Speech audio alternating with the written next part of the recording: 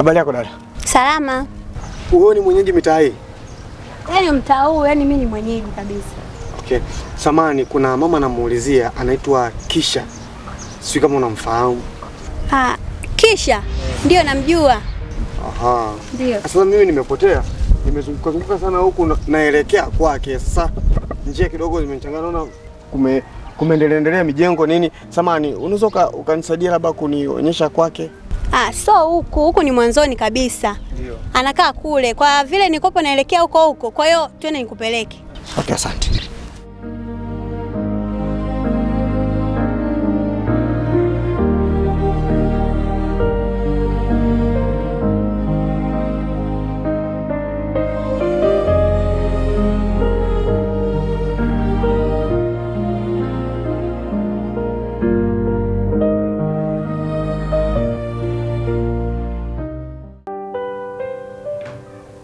Lina. Abe. Tati nini? Unawaza nini? Utakuja kuniua pressure bana. Yaani kuniita hivyo mpaka unishtue. Wewe nini umekaa kuja muda mrefu naita. Mbona umekaa hapa nje? Unawaza nini?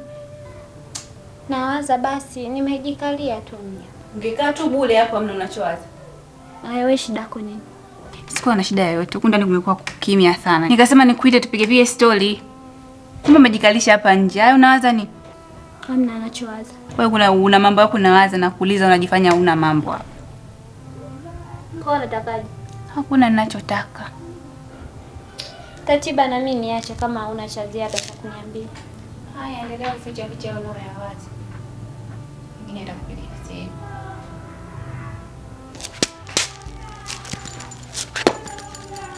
Kona nimekuruhusu sasa unyenyoke uondoke. Huyo kuna vitu ameshaanza kunificha. Namuona kabisa hana furaha. Sio anawaza vitu gani? Ngoja.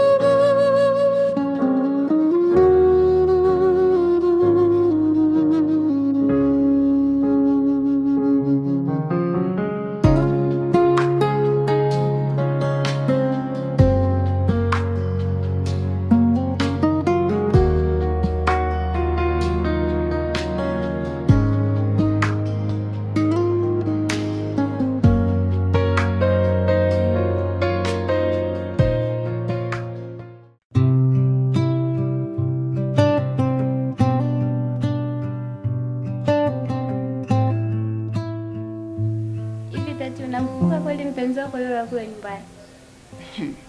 Kwa nini simkumbuke? Hajafa bado. Eti hajafa bado. Napokuwa na kislani wewe. Sijui mama akikutuma kuniita unakuja umejaa. Alafu naona jidai una bwana. Unanikimbia ni mpaka kuosha vyombo hataki tati. Nataka kile kibwana chenye kipo hivi.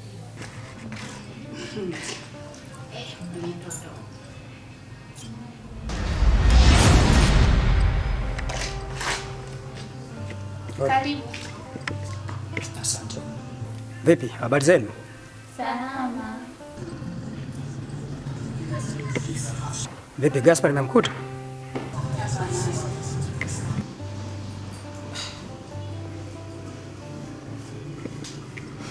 Nyinyi ndio kina nani? Sisi wageni wake. Wageni wake? Ndio. Ina maana nyinyi wote wawili mnaishi hapa? Naishi hapa hapa. Okay, sawa. Basi akija tafadhali naomba mwambie Kibo alikuwa anakutafuta. Ikiwezekana anitafute. Sawa. Sawa. Sawa. Basi mimi natoka. Kibo, karibu. Asante.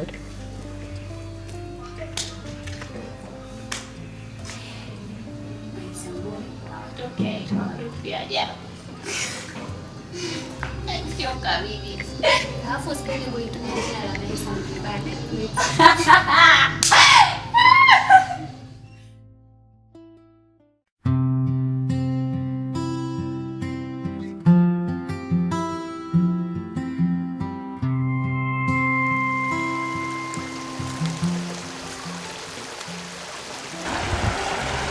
Hivi huyu nsela wangu Alivini huyu, toka siku ya mwisho kumpa maneno, alikaenda njini au alikawepo pa kijiji?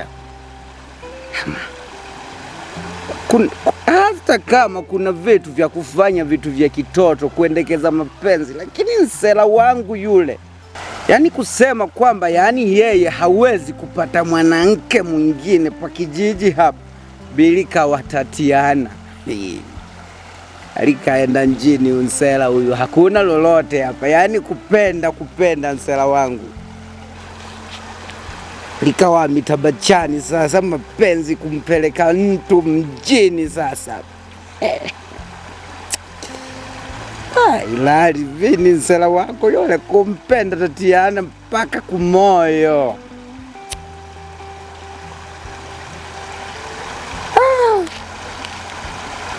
Alikanipala nsela wangu yule kulia kiso mwanamke. Na kila la heri kama kuenda basi, Mungu kama kakupangia kuona Tatiana likankuta tu.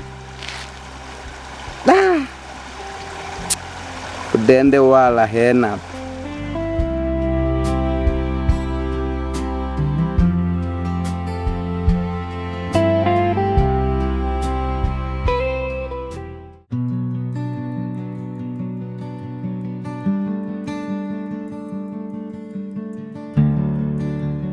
Tenga sana mtu wangu, kwa hiyo ikabidi nije nikutembelee kwamba bwana ndugu yangu kuna uzima. Kwa nini unaona? Yaani naona kabisa umekuja muda mwafaka kabisa. Kwa sababu juzi tu nilikuwa kwako. We, kweli? Yeah. Mbona sina taarifa yoyote? Nilikuta mabinti fulani. Nikawa nimewaachia maagizo kwamba ukirudi wakwambie kuwa nilikuwa nakutafuta tuonane. Okay. Bana, kama ni hivyo, kama unasema uliwaachia mabinti ujumbe, hapo ni kweli.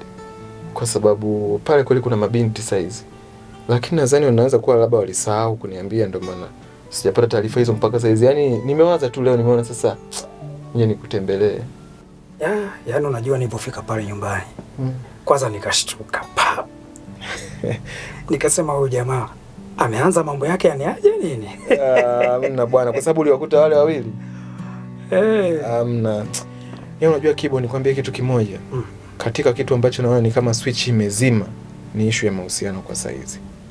Tangu nimepitia ile tukio alilonifanyia Rose, yani kiukweli mshipa wa mahusiano umekata kabisa. Yani sina ninacho feel juu ya masuala mazima ya mahusiano. Sifikiri kama naweza nikawa na mahusiano hivi karibuni. Unajua Gaspar, Rose ni kweli alikuumiza, na nilishuhudia kwa macho yangu jinsi ambavyo anakutesa, anakunyanyasa. Unajua isiwe sababu ya kuanza kuchukia wanawake. Tabia aliyokuwa nayo yule sio kwamba wanawake wote watakuwa nayo. Kuna wanawake wengine ukimpata, yani anakuhendo safi kabisa. Kwa sababu wanasema muda ni dawa. Labda muda ukishafika huko mbele naweza nikaamua tena kuingia kwenye mahusiano, lakini kwa saizi kichwa yangu haipo kabisa kwenye mfumo huo, nawaza pesa tu. Kweli. Sasa vipi kuhusu wale wanawake ambao niwakuta pale nyumbani? Bwana wale ilikuwa hivi. Kama unavyojua hapo kati nilikuwa nimepitia changamoto sana juu ya mahusiano yangu. Kile kipindi kile wakati ndo nimetoka kuvurugana sana na Rose. Nikawa nina mawazo sana. Kuna day moja hivi nikasema basi nikacheki mpira labda nipoteze mawazo. Nikawa nimeenda. Sasa kulikuwa na muda kama ilifika muda kama saa 9 hivi. Nadhani kwenye saa 8 saa 9 usiku. Nikiwa narudi Mageto, kwenye nyumba ya mzee fulani hivi hapa nyuma, mitaa ya ghetto pale, kwenye nyumba fulani hivi nyuma hivi yenye kivaranda, bado wanaifanyia finishing ndani. Okay, hapo jirani. Basi bwana, nikawakuta wale wamelala pale. Nikawasogelea pale niwaulize shida ni nini. Kaniambia, sisi bwana tukae huku, tumetoka huku, tulikuja kutafuta kazi, kuna mtu tuliwasiliana naye kama mwenyeji wetu, lakini tangu tumefika hapokei simu, hapatikani. Kwa sisi hatuna kwa kufikia na hatuna ndugu yote hapa. Kwa hiyo hatuelewi hata tufanye nini. Basi huruma ikanijia sana, nikasema kwa sababu mimi mwenyewe kama mazingira kama haya, twendeni nyumbani, alafu mtakapofanikiwa kuwasiliana naye au kama mkipata kazi nyingine mtaendelea naye, kwa sababu sikuwa na nauli. Kama unavyojua mimi sasa uchumi umeyumba, vitu vingi sana nimetumia kwa ajili ya kusolve mambo yake yule. Kwa hiyo nikawa nimeenda nao pale nyumbani, ndio hivyo mpaka saa hizi wapo, nadhani wanajitafuta. So kama watafanikiwa kwa chochote wanaweza kaondoka au wakaendelea kuwepo. Mimi nimewapa uhuru wa kila kitu basi. Ni vizuri. Na kunipa taarifa pia ni vizuri. Kwa sababu kuna kesho. Naweza katokea lolote. Tukajua namna ya kusaidiana. Yaani kweli. Sasa ni kitambo hatujaonana ndugu. Penzi la ndugu, penzi la ndugu, nimwite nani huyu ndugu kati ya shemeji, kaka au mume? Penzi la